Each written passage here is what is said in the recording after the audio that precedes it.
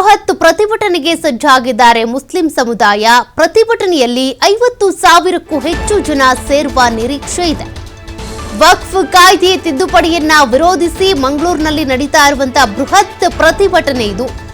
ಈ ಬೃಹತ್ ಪ್ರತಿಭಟನೆಯಲ್ಲಿ 50,000ಕ್ಕೂ ಹೆಚ್ಚು ಮುಸ್ಲಿಂ ಬಾಂಧವರು ಸೇರುವಂತ ನಿರೀಕ್ಷೆ ಇದೆ.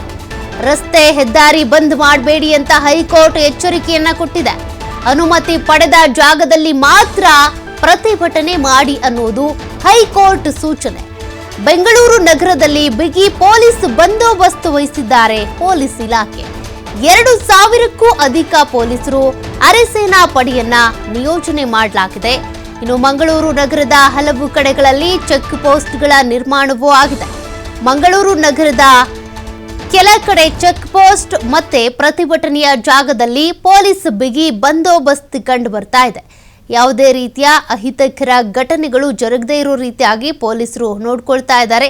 ಪ್ರತಿಭಟನೆಗೆ ಅಂತ ಅವಕಾಶ ಕೊಡಲಾಗಿದೆ. ಹಾಗಂತ ನೀವು ಹೆದ್ದಾರಿಯನ್ನ ಬಂದ್ ಮಾಡ್ತೀರಾ ಅಥವಾ ರಸ್ತೆಗೆ ಅಡ್ಡಲಾಗಿ ನಿಲ್ತೀರಾ, ಅಲ್ಲಿ ಪ್ರತಿಭಟಿಸ್ತಾ ಇದ್ದೀರಾ ಅಂದ್ರೆ ನೋ, ಅದ್ಯಾವುದಕ್ಕೂ ಕೂಡ ಎಂಟ್ರಿ ಇಲ್ಲ, ಅದ್ಯಾವುದಕ್ಕೂ ಅವಕಾಶ ಇಲ್ಲ.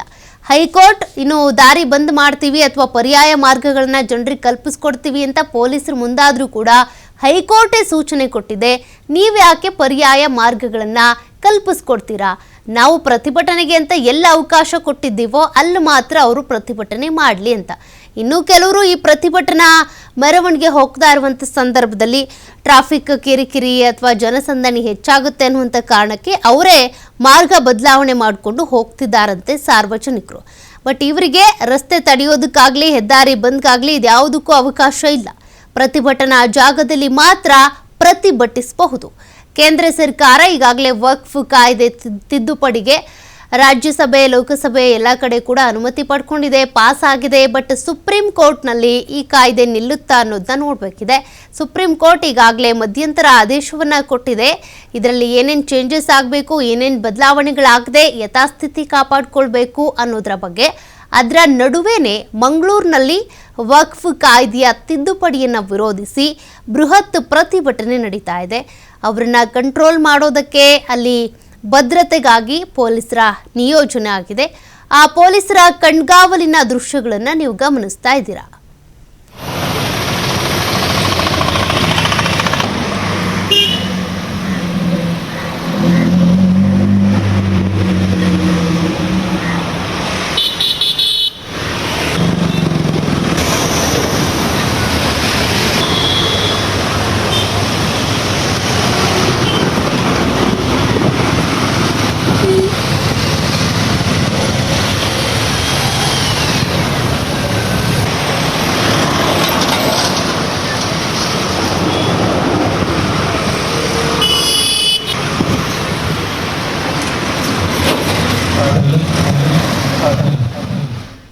ಮತ್ತಷ್ಟು ಡೀಟೇಲ್ಸ್ ಕೊಡ್ತಾರೆ ಪ್ರತಿನಿಧಿ ಆದಿತ್ಯ. ಲೈವ್ ಅಲ್ಲಿ ಜಾಯಿನ್ ಆಗ್ತಿದ್ದಾರೆ. ಆದಿತ್ಯ, ಈಗಾಗಲೇ ಪ್ರತಿಭಟನೆಗೆ ಅಂತೂ ಅವಕಾಶ ಸಿಕ್ಕಿದ್ದಾಗಿದೆ. ಈ ಪ್ರತಿಭಟನಾ ಮೆರವಣಿಗೆ ಎಲ್ಲಿಂದ ಎಲ್ಲಿಗೆ ಸಾಗುತ್ತೆ? ವೇದಿಕೆಯಲ್ಲಿ ನಿರ್ಮಾಣ ಆಗಿದೆ. ಸೌಖ್ಯ, ನಿಜವಾಗ್ಲೂ ಕೇಂದ್ರ ಸರ್ಕಾರದ ವಕ್ಫ್ ಬಿಲ್ ತಿದ್ದುಪಡಿಯ ವಿರುದ್ಧ ಕರ್ನಾಟಕದಲ್ಲಿ ಮೊಟ್ಟ ಮೊದಲ ಬಾರಿಗೆ ಒಂದು ಅತಿ ದೊಡ್ಡ ಹೋರಾಟಕ್ಕೆ ಕರೆ ಕೊಡಲಾಗಿದೆ. ಕರ್ನಾಟಕ ಉಲೇಮಾ ಕೋಆರ್ಡಿನೇಷನ್ ನೇತೃತ್ವದಲ್ಲಿ ಇದು ಮಂಗಳೂರಿನ ಅಡ್ಯಾರಿನ ಶಾ ಗಾರ್ಡನ್ ನಲ್ಲಿ ಇವತ್ತು ಕಾರ್ಯಕ್ರಮ ನಡೆಯಲಿಕ್ಕಿರುವಂಥದ್ದು. ಸದ್ಯ ನಾನು ಆ ಸ್ಪಾಟ್ ನಲ್ಲಿ ಇದ್ದೇನೆ, ನಾವು ದೃಶ್ಯದಲ್ಲಿ ಗಮನಿಸಿ ಹೋಗಬಹುದು. ವಿಶಾಲವಾಗಿರುವಂತಹ ವೇದಿಕೆ ನಿರ್ಮಾಣವಾಗಿದೆ, ವಿಶಾಲವಾಗಿರುವಂತಹ ಮೈದಾನ ಕೂಡ ಸಜ್ಜಾಗಿದೆ. ಸುಮಾರು 50,000 ಜನ ಇವತ್ತಿನ ಒಂದು ಪ್ರತಿಭಟನೆಯಲ್ಲಿ ಭಾಗಿಯಾಗ್ತಾರೆ ಅನ್ನುವಂತಹ ನಿರೀಕ್ಷೆ ಇದೆ. ಮೊಟ್ಟ ಮೊದಲ ಬಾರಿಗೆ ಧರ್ಮಗುರುಗಳು, ರಾಜ್ಯದ ಪ್ರಮುಖ ಧರ್ಮಗುರುಗಳು, ಮುಸಲ್ಮಾನ್ ಧಾರ್ಮಿಕ ಮುಖಂಡರು, ಖತೀಬರು, ಮಸೀದಿ ಅಧ್ಯಕ್ಷರು ಸೇರಿದಂತೆ ಪ್ರಮುಖ ಧರ್ಮಗುರುಗಳು ಇವತ್ತಿನ ಪ್ರತಿಭಟನೆಯ ನೇತೃತ್ವವನ್ನ ವಹಿಸಿಕೊಳ್ಳಲಿಕ್ಕಿದ್ದಾರೆ. 50,000ಕ್ಕೂ ಅಧಿಕ ಜನರು ಇವತ್ತಿನ ಪ್ರತಿಭಟನೆಯಲ್ಲಿ ಭಾಗಿಯಾಗಲಿಕ್ಕಿದ್ದಾರೆ. ಹಾಗಾಗಿ 4 ಜಿಲ್ಲೆಯಿಂದ ಜನ ಬರ್ತಾ ಇದ್ದಾರೆ ಅಂತ ಹೇಳುವ ಸಂದರ್ಭ, ಬಹಳ ದೊಡ್ಡ ಪ್ರಮಾಣದಲ್ಲಿ ಜನ ಸೇರುವಂತಹ ಹಿನ್ನೆಲೆಯಲ್ಲಿ ಮೈದಾನದಲ್ಲೂ ಕೂಡ ಬೇಕಾದಷ್ಟು ಆಸನದ ವ್ಯವಸ್ಥೆಯನ್ನ ಮಾಡಲಾಗಿದೆ. ಮತ್ತು ಪ್ರಮುಖವಾಗಿ ಭದ್ರತಾ ವಿಚಾರಕ್ಕೆ ಸಂಬಂಧಪಟ್ಟ ಹಾಗೆ ಕೇವಲ ಶಾ ಮೈದಾನ ಮಾತ್ರ ಅಲ್ಲ, ಇಡೀ ಮಂಗಳೂರಿಗೆ ಇವತ್ತು ಕಾಕಿಯ ಸರ್ಪಗಾವಲು ಅನ್ನುವಂಥದ್ದು ಇದೆ. ಸುಮಾರು 2,000 ಪೊಲೀಸರು ಇವತ್ತಿನ ಒಂದು ಪ್ರತಿಭಟನೆಗೋಸ್ಕರ ನಿಯೋಜನೆಯಾಗಿದ್ದಾರೆ. ಬೇರೆ ಬೇರೆ ಜಿಲ್ಲೆಯ ಪೊಲೀಸ್ ಅಧಿಕಾರಿಗಳನ್ನ ಕೂಡ ಇವತ್ತಿನ ಇವತ್ತಿನ ಈ ಒಂದು ಕಾರ್ಯಕ್ರಮಕ್ಕೋಸ್ಕರ ನಿಯೋಜನೆ ಮಾಡಲಾಗಿದೆ. ಸುಮಾರು 5 SP ಗಳು 5 ಅಡಿಷನಲ್ SP ಗಳು ಸೇರಿದಂತೆ 2,000ಕ್ಕೂ ಅಧಿಕ ಸಿಬ್ಬಂದಿಗಳು ಇವತ್ತು ನಿಯೋಜನೆ ಆಗಿದ್ದಾರೆ.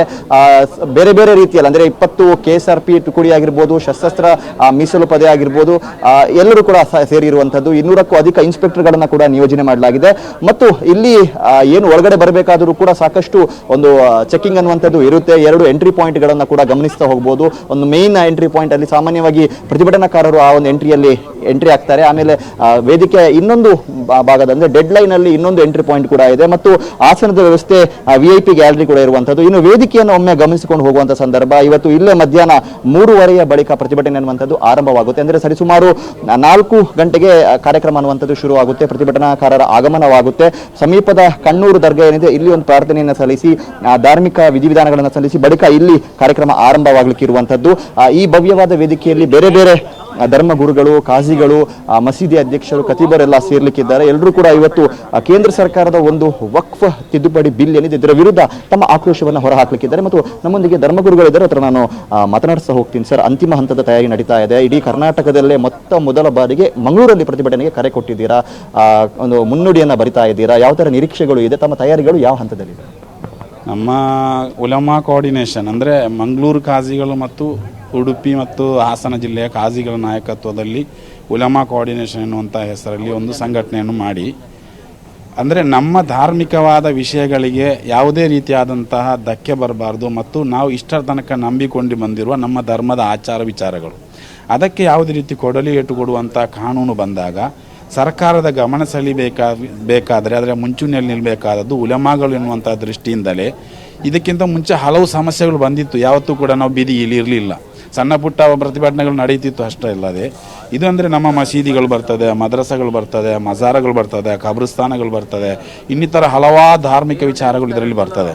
ಅವೆಲ್ಲವನ್ನು ಕೂಡ ಅಂದರೆ ನಮ್ಮ ಧರ್ಮದ ಇಲ್ಲಿರತಕ್ಕಂಥ ನಿಯಮಗಳಿಗೆ ವಿರುದ್ಧವಾಗಿ ಬರುವಂಥ ಕೆಲವೊಂದು ಕಾನೂನುಗಳು ಇದರಲ್ಲಿ ಇರುವುದರಿಂದ ಅದರ ವಿರುದ್ಧವಾಗಿ ಒಂದು ಪ್ರತಿಭಟನೆ ಮಾಡಬೇಕು. ಆ ಮುಖಾಂತರ ಕೇಂದ್ರ ಸರ್ಕಾರಕ್ಕೆ ಗಮನ ಸೆಳೆಯಬೇಕು. ಅವರನ್ನು ತಿದ್ದುಪಡಿ ಮಾಡದಂತೆ ಒಂದು ವ್ಯವಸ್ಥೆಗೆ ಏನು ಇಷ್ಟರ ತನಕ ಇತ್ತೋ ಆ ರೀತಿಯಲ್ಲಿ ಮುಂದುವರಿಸಬೇಕು ಅನ್ನುವಂಥ ಉದ್ದೇಶದಿಂದ ಉಲಮಾಗಳು ಇಂಥ ನಾಯಕತ್ವವನ್ನು ಕೊಡ್ತಾ ಇದ್ದಾರೆ. ಈ ಪ್ರತಿಭಟನೆಯಲ್ಲಿ ಅಂದರೆ ನಾವು ಈಗಾಗಲೇ ಎಲ್ಲ ಮಸೀದಿಗಳಿಗೆ ಸುತ್ತೋಲೆ ಕಳಿಸಿದ್ದೇವೆ, ಅದೇ ರೀತಿ ಧರ್ಮಗುರುಗಳಿಗೆ, ಅದೇ ರೀತಿ ಅಧ್ಯಕ್ಷರುಗಳಿಗೆ ಎಲ್ಲರಿಗೂ ಕೂಡ ಕಳಿಸಿದ್ದೇವೆ. ಅಂದರೆ ನಮ್ಮ ಒಂದು ದೊಡ್ಡ ಮಟ್ಟದ ಪ್ರತಿಭಟನೆ ಆಗಬೇಕು.